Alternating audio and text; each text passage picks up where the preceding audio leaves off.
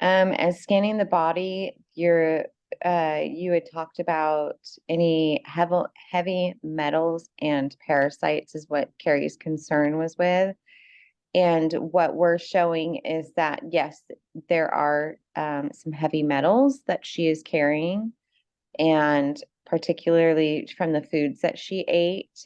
She ate a lot of fish in this past year as her protein source. And so there does carry a lot of metals within that food. And so we do, like, we're showing Carrie that we're going to flush out her system with the toxins. And we do recommend her doing some also external cleansing as well. So, what are ways that we can detox ourselves at home? Or like anybody listening to this, what could Yeah. they do? So like for say like the the clay, Carrie says the clay that starts with a B.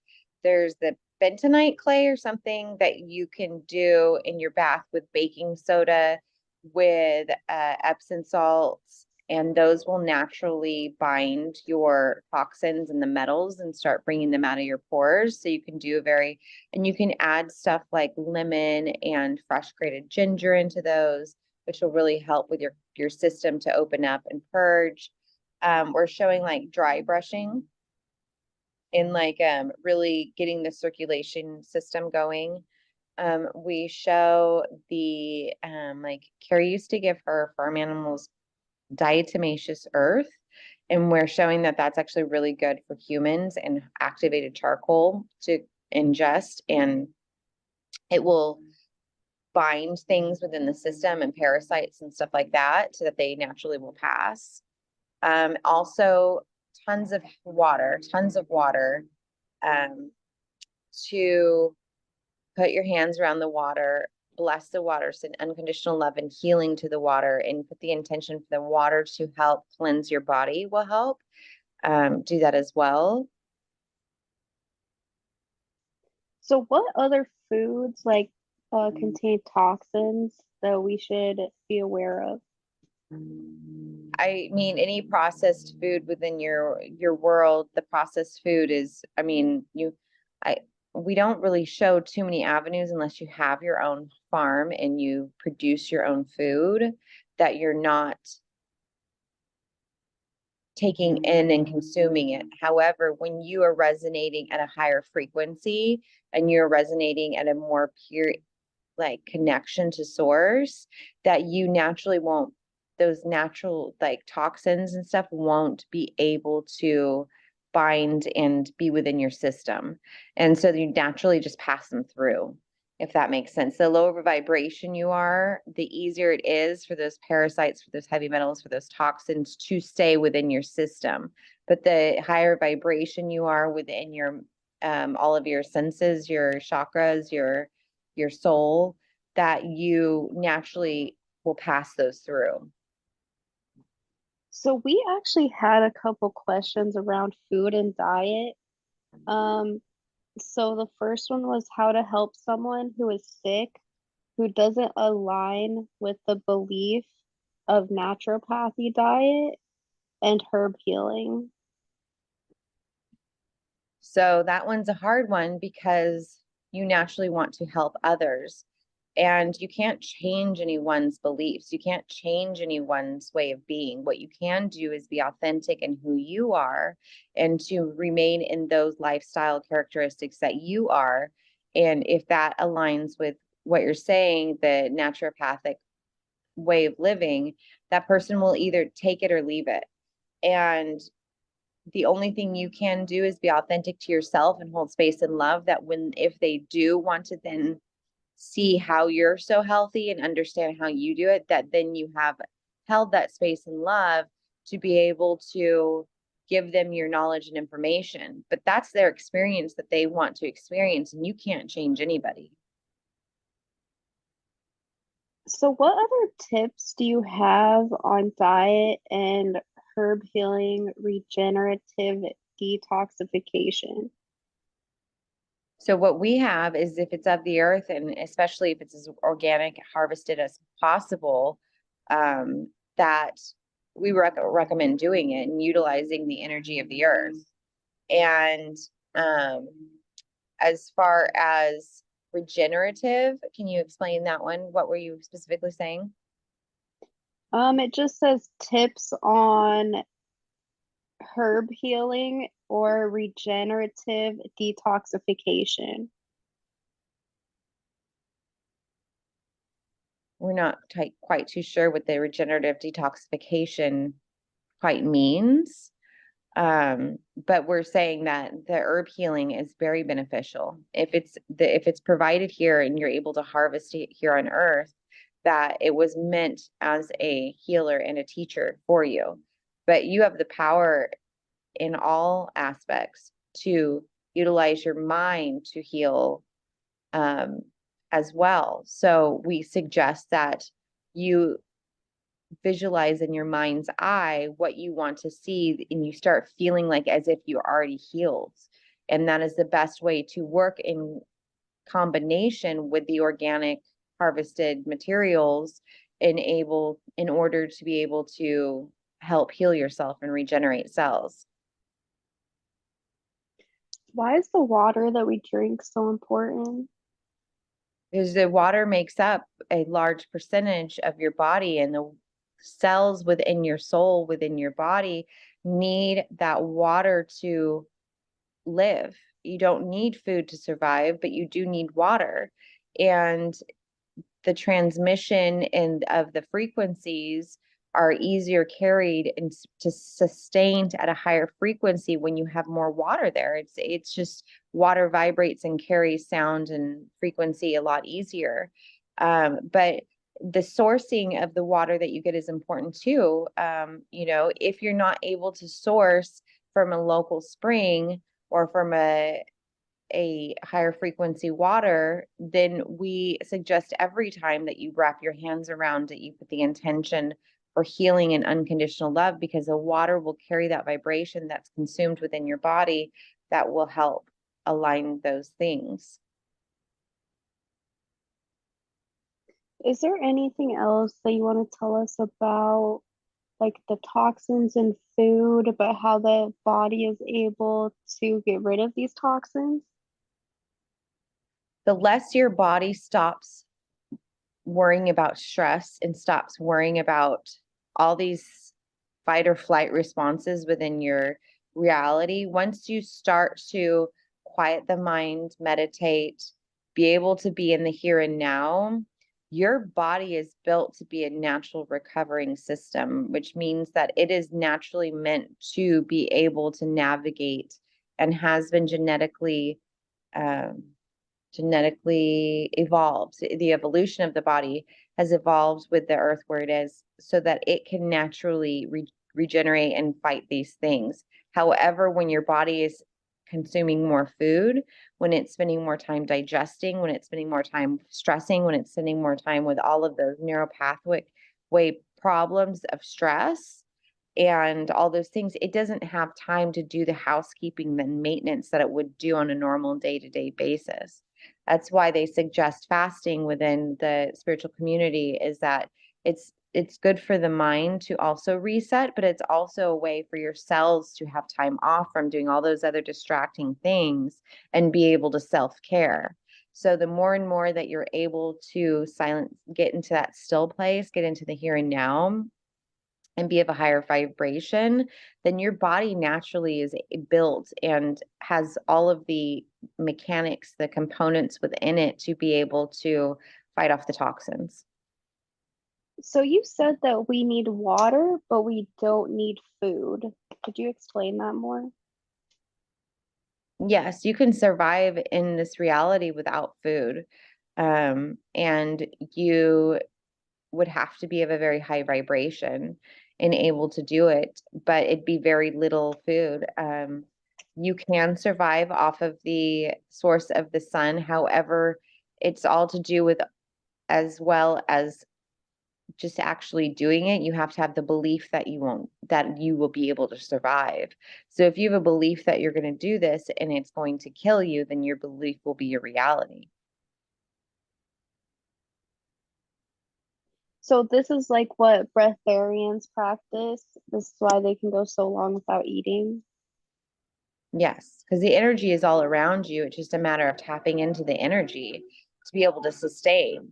You're just taught to be chewers when you guys like being chewers, which is fine. It's an experience, and you can't, you're not going to go in other dimensions and be able to chew the way you do there. So we're not saying anything about that. What we're saying is that you are able to do it. But if you don't believe you can, like the breatharians, they have the belief and they have the trust that they are going to be able to survive, and they're tapped into their bodies. If your body is intuitively saying, this is what I need, and they then consume whatever nutrition they need at that time and then don't for some type of period, then they're also tapped into their body's needs. It's not like it's 12 o'clock, it's lunchtime type of thing. It's like, what does my body need? Asking it, why does it need it? Why is it asking for that craving? Is it really something it needs, or is it like my subconscious programming that I'm told to chew at this time, and so therefore I will chew? That is, they teach you with the days of the times of the days when to eat. They've taught you and put you on a program, and that program has only been to sustain a workforce. They only tell you to eat those times of the day because they want you to be in the programming, and it's substantial for them to have workers. So why have we been conditioned to overeat so much? Well, don't you have to buy their food if you're eating? Aren't you too busy to eat that your body's not naturally regenerating and not naturally fighting off the toxins? I mean, we do not want to lower the vibration of this transmission, but there are systems that have been put in place to enslave you guys. And so that is the point that you're at, that this is now time to empower yourself, to become more in tune with your bodies, to become more in tune and aligned within your souls, with your soul frequencies, so that you no longer are on automatic driving. You no longer are just taking like, oh yeah, okay, they told me to eat now, so I'm going to eat. Well, are you hungry? I don't know if I'm hungry. Like, I'm going to eat. They told me to eat. So we're calling like showing Carrie like Pavlov's dog or something, when they ring the bell and the dog comes because it thinks it's going to get a treat. It's just they've trained your brain. So it's now breaking free of the patterns within the limits of that, to know that you are limitless and you are that powerful. So for someone like just waking up that wants to start changing their beliefs around food, where's like the most basic place that they could start? To when they go to grab that food, to sit with themselves for a second and ask their body if the body really wants that, to tune in with the body. That's an easy way. Check with the body, and to maybe say like, okay, if I'm craving some red things, like am I craving strawberries or tomatoes? They're giving Carrie, for example, like, why am I craving those things? What is the body lacking that it needs? Ask that. Maybe it's a supplement. Maybe it's the chakra needs to be worked with. Maybe there's some trauma that's there that they need, that they're going to get support for, and that you could check in with the body and ask it, and then look at the trigger and release it. Or maybe the body just wants red, but at least you're still tuning in with your body at that moment. Yeah, definitely. Sorry, I'm just reading one more question. Okay.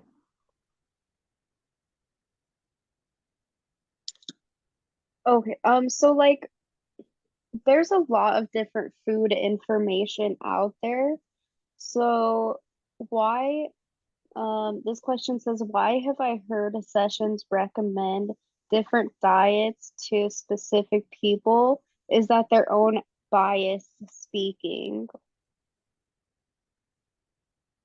Well, yes and no. There is science behind it, but we encourage you, the more and more you're in tune with your own body, the more and more you start checking in with your own body and asking it why it needs this, that you're not, like, you're going to naturally follow the, for lack of better words, blueprint of what your needs are. So anytime you're looking for an outside source, that source may be scientifically have a general understanding and it works for most. But the whole point of where you're at right now in your ascension is to stop listening to other people, is to start tuning in with yourself, to start checking in with your guides, to start aligning with your higher self, because you know exactly what you need for your body. You're just not listening. You know exactly what you need to navigate this world. You're just not listening. And so right now, to go to the fifth dimension is for you guys to be in this transition time, to stop using crutches, to stop relying on outside sources, to start trusting self, to start aligning with self and what the self needs. Because your body already knows, your higher self already knows. And on some level, you already know. It's just that you're not listening. Beautiful.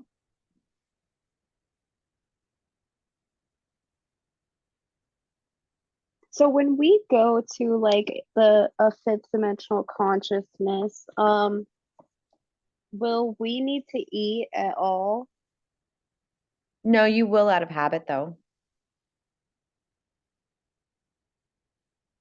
You'll eat. Eventually, Eventually, you'll evolve to not eating. You guys will eat out of habit. You guys will still like start to go to stores, and you'll still go to stores to get your food until you realize how to manifest, and then you'll realize you can manifest. But the manifestation of the food is a transition to realize that you didn't need the food in the first place, and so you no longer need to manifest the food. So the manifestation of the food becomes a segue to really you realizing you don't need to eat. You'll be of a crystalline structure, and so the energies will be what feeds your cells. so I know last in one of our last videos we were really talking about like health and disease. I did just have a few people ask like what is the reasoning for herpes?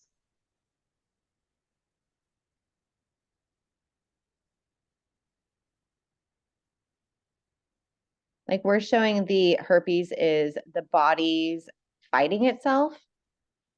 Did you introduce a foreign body that wasn't in the same vibration, but really it's that the body's fighting itself. And so what we would assume is that you'd need to, like we're showing like meditation out in the sun, get vitamin D, and we're showing to just support the immune system. Meditate, ask for your guides to support your immune system. Fasting is really good for that, in keeping the distractions away from your body having to do other things so that it can fight the issue. Perfect. So I do have a few other questions. Did you have anything else that you wanted to say about diet? Nothing more about diet, just about even um, if you consume meat, we don't have judgment, and uh, the consumers of meat, like the animals that came into this lifetime they knew their contract of the life that they're going to have, and usually those are higher frequency beings that come and just want to experience a little bit of earth, but they can still hold a higher frequency knowing the density of the industry that they're going to incarnate into, and just honor that life. Like religions, when they pray over the food, what they're doing is they're raising the frequency of the food. When you honor the life, when you give gratitude for the life that's sacrificed, that naturally heightens the density of the meat that you're going to consume. And it naturally, the honor that you give to the life actually gives back the gratitude for the higher dimensional being that knew they were coming into a dense industry to sacrifice their lives for your energy consumption. And so you're raising the frequency of their experience by honoring them and taking the moment to do that. But then you realize how powerful you are, that when you put your hands around anything you're consuming and you bless it and you honor it and you send it gratitude, that you are raising that frequency that now you're consuming. So we just, we know that through Carrie's experience, that the whole vegan, vegetarian, meat eater world is very divided right now within the spiritual community. And what we're saying is there is still a way to consume that will send honor and gratitude, and that those beings did know that what they were coming into. They didn't come into those lives not knowing their life and what their purpose would be. So, you know, do you be a moderate steward and try to be as conscientious of the products that you're purchasing and what you're supporting and how much you're consuming? Absolutely, you do that in life in general. But we also say that honor the food, give meaning to that life that came for your energy. So we talked about like detoxifying the physical body. What are ways that we can detoxify and cleanse our energy body? So like what you started at the beginning with the body scan through BQH sessions is a great way to detoxify the energy body. But also you can imagine and go through each chakra and to ask the chakra what it needs, what's going on. And that can help detoxify the spiritual body. And you can ask, are there any attachments? Is there anything I need to know? Is there any cords that we need to cut, anything like that? You can do that. And just you can imagine your spiritual body and just kind of like rain cleansing it is also a really good way, but you want to make sure you tuck underneath too, because you forget about like the bottom part. But mainly when your triggers come up in life and you are having a teachable moment, is to however best you can come back to unconditional love and forgiveness for whatever that moment is, processing it, not repressing it, that is also your teacher at that moment that is cleansing the energetic body, is by doing your inner work.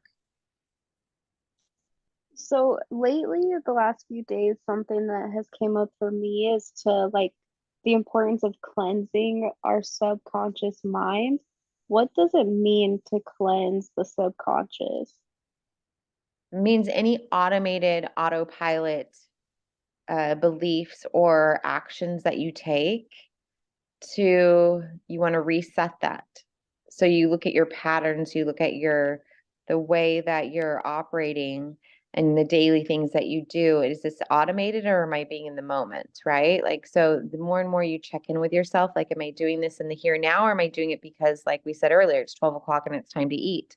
Like, you want to look at those automated subconscious things that you do, and when you check in with them, you acknowledge them and you realize you're making a choice to be the creator, that will help cleanse that.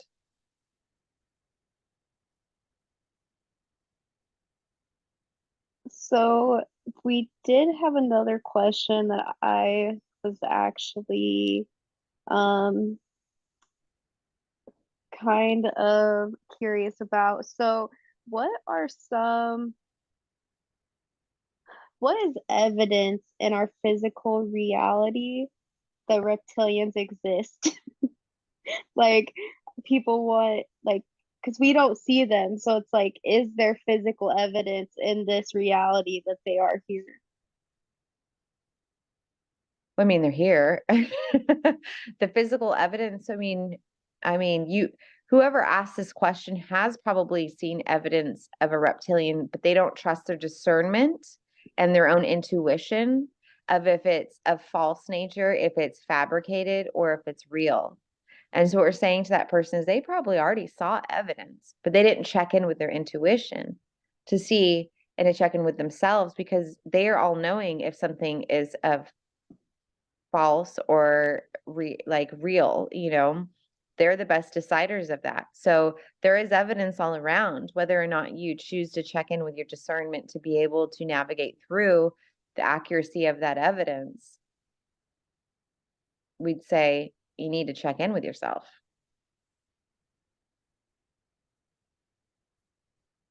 So the next question is, I've heard multiple aliens have intervened genetically in making humans. How specifically did they do this? How did they tamper with the DNA to genetically make humans? Yes. So are they wanting to know the first human or the like humans that you have at this point? So let's talk about like the evolution of the human species. So what aliens, first of all, are a part of the human DNA, and then how were they genetically modified to create the human being that we have now? Well, the Pleiadians are the main creators of the genetic human DNA that originated originally. They did use they when creating the human experiment, they did work with other collectives, and there are modifications and tweaks from those collectives. However, it's not predominantly the DNA that humanity had starting off on Earth. However, yes, there were other collectives that came in and they did interbreed with that human collective, the original source human collective, and then they have created and modified this humanity that we have now. And there are also, like we're showing Carrie, there are also, like, you might not want to hear it, but there are also parts of the reptilian within your brain that you have and not how you operate.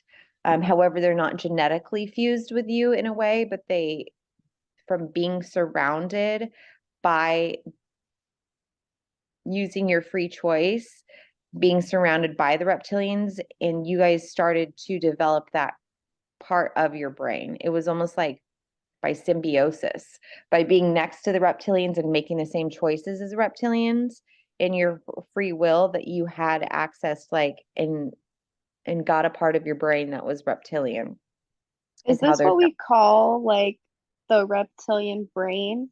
Is it like our fight and flight? Yes. And you got that through the evolution, but it wasn't necessarily that you were genetically modified with a reptilian. It was that you started to operate because the brain rewires itself constantly in the circuitry, constantly within the cells of the brain. And so by free will, acting like a reptilian, if you will, a lower vibrational reptilian, into making those free will choices, that then you activated that reptilian part of your brain. And the more and more you evolve now, you're rewiring the brain so that that reptilian part that was operating and dominating the brain so much in the activities that you were choosing, now that part is now rewired and that doesn't exist within your evolution of the human brain that's actually moving forward. And it will not be like we're saying, like the next generations, because you're evolving to a higher consciousness, won't have that part of the reptilian brain when they're born. So I know me and you were talking before this about how ISIS gave birth to the Homo sapiens sapien that we have now. So how did they do this, and how was she able to give birth to a human being? Because to my understanding, she was Syrian. Well, you can't, I mean, the concepts in which and how these, like, reproducing is very easy for us. The higher dimensions, we understand it. It's easy. It's science. It's not that big of a deal. And your collective, like the humanities collective, is getting more advanced within their science of, like, dealing with this type of genetic science. So you can easily remove, um, you can easily remove like a human egg, is what we're showing Carrie, and inseminate it into a perfect environment that can grow that egg and it can thrive. So it necessarily wasn't her DNA. We're showing it was a human egg with her species of the sperm. So that was inseminated into her body, and therefore she was able to house those. So That's how it happened. It's really easy. So I guess the other part of the question was, where was this done at? Like, was it done on their spaceships? Was it done on Earth? Well, part of their like homes that they had when they inhabited here were down here, and they were their ships on land that they lived in, if that makes sense. So they looked more like homes. But we're showing you it was in a pyramid, that like the pyramid that it was used for doing this process. Amazing, thank you. Hmm. So, um, what are the best frequencies to use for music and geometry based off of the 180, 360, 540, 720 scale? And why do they all equal 9? Okay, so this is something, we do have a good guide to be able to guide you, but we also want you to tune into yourself. When you listen to something, is it of higher vibration? Does it make you want to create? Does it make you want to dance? Did you tune in with yourself to see how that actually makes you feel? There are things that are labeled these accurate frequencies that are not these accurate frequencies, and they are a false nature. But if we continue to where you're at in humanity right now, to continue to lead you to check in with yourself to see what's of resonance for you, you will automatically be able to answer that for yourself, and you won't have to look for an outside source because you are that powerful. We believe that you are that powerful because you are, and we see it and we know it. So when you listen to a frequency, whatever you want that frequency to help you enhance, do ask that question, hold that vibration. And then when you listen to something, does that help you? Does that make you feel like doing that, or does that not? And so what we really want to do is redirect you to check in with yourself, and why everything equals to the number 9 is we're showing that, Carrie, the sacred number of 3. 3 is a sacred number within all the sacred geometry, and 9 is uh like triple threes. And so that becomes even another, even more powerful trinity of sacred numbers. And we don't know how more we can answer that question. So is love like the frequency of love represented by the 9? Because it's like the Trinity times the Trinity. Not just love, it's unconditional love.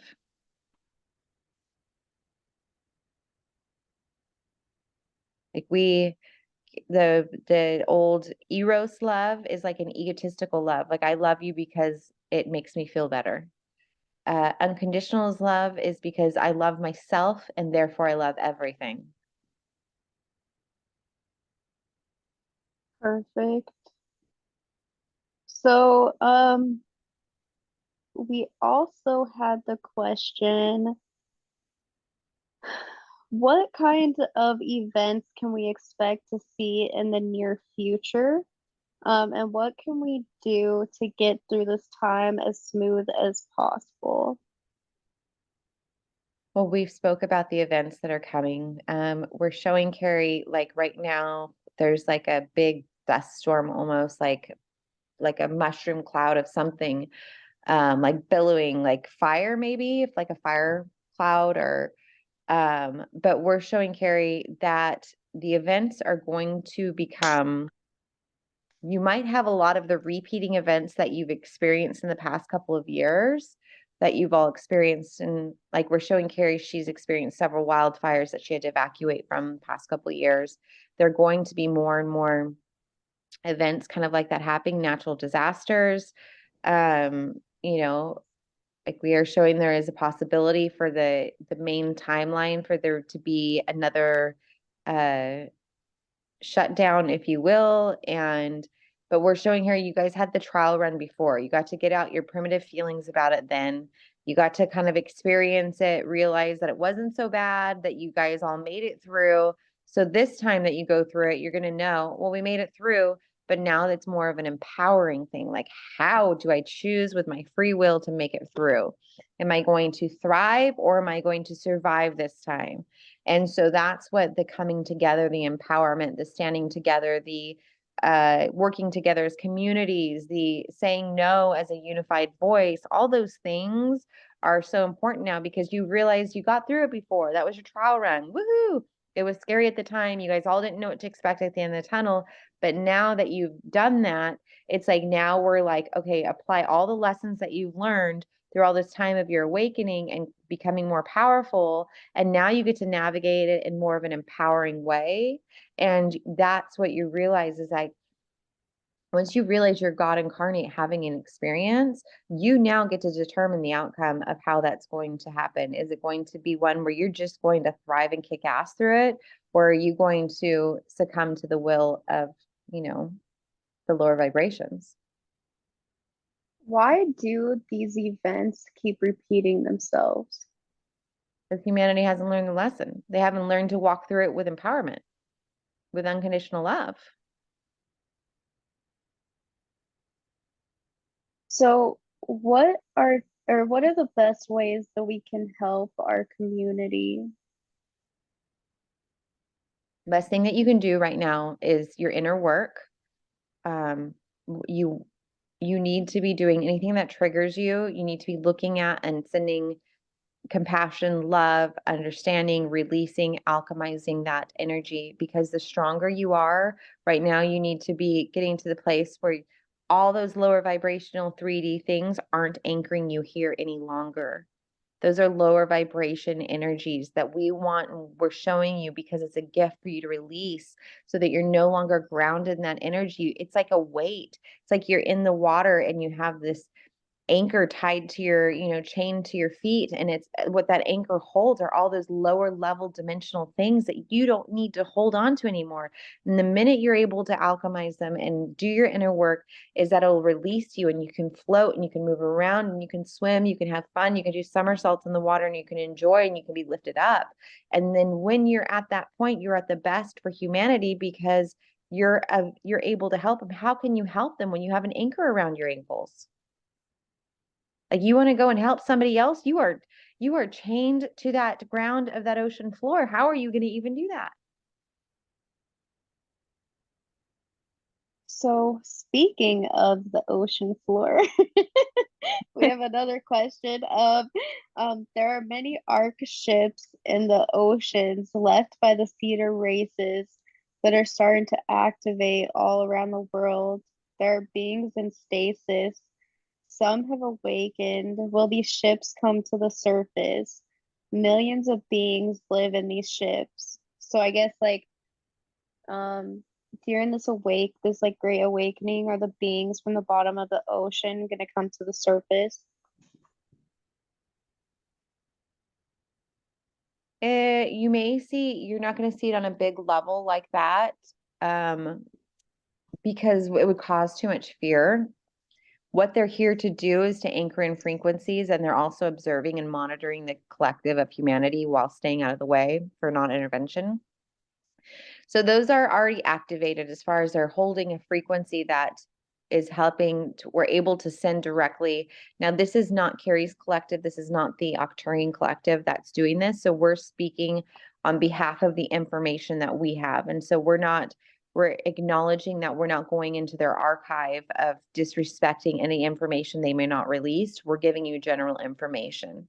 And so in doing so, they're mainly there to activate and hold frequencies for the planet Earth for the ascension, because it'll help so that density can no longer, like the higher frequency, the density can no longer stay in that place. So what it's helping to do is the separations between the third and the fifth dimension. And you will see like scout ships and everything like that. But once the event of the great separation happens, they will then leave those areas where they're anchored, but you're not going to see them leave. They're gonna do it interdimensionally. Like when they fly, or quote unquote, they don't necessarily have to move space and time where you actually see them move in the air like a plane.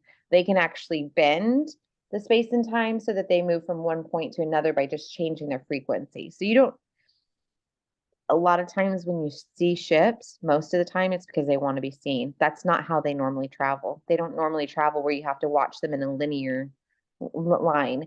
Like they normally travel, it's like going from one radio station to another